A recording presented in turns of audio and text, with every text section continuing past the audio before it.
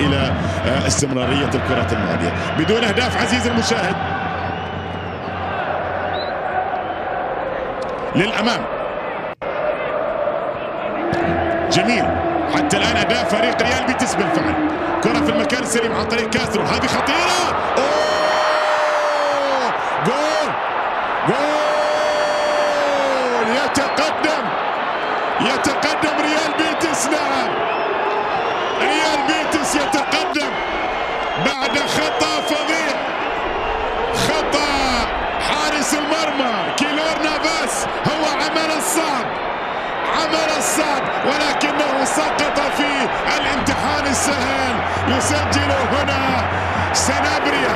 سنابريا هذه الكرة الماضية، وقبل أن يسجل نادي ريال بيتس كنا نتكلم عن بالفعل وصول هذه الكرة اللي أخذها في المرة الأولى، ولكنه بعد ذلك الكرة السهلة شل الصعبة، سقط في الامتحان السهل. هذه الصعبة لكن السهل عينك على السهلة. هو اللي دفع الكرة بيده ووصلت إلى الشباك، وسنابريا أنطونيو سنابريا القادم الروما الإيطالي يسجل رابع أهدافه هذا الموسم في العالم. لدينا محاولة عن طريق مارسيلو كما ذكرت، ضغط الآن من جانب ريال مدريد، خطيرة، جول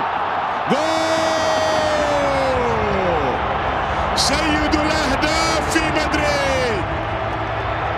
كريستيانو رونالدو سيد الأهداف في مدريد، يعيده مدريد ويعيد الريال إلى التعادل. وتحدثنا عن أهمية أن يسجل الريال قبل أن ينتهي الشوط الأول. نعم المرور، العمل كان جميل والرأسية أجمل، وسيد الأهداف في مدريد يأتي بهدف. نعم ويتعادل ريال مدريد في توقيت لا شك أنه ممتاز، وبالتالي الارتقاء جميل. وكريستيانو رونالدو هذا توقيت سيرخيو راموس، كرة تلعب ولكن تبعد، ولا زالت المحاولة قائمة والكرة مستمرة. الكرة إلى ضربة ركنية، ضربة ركنية.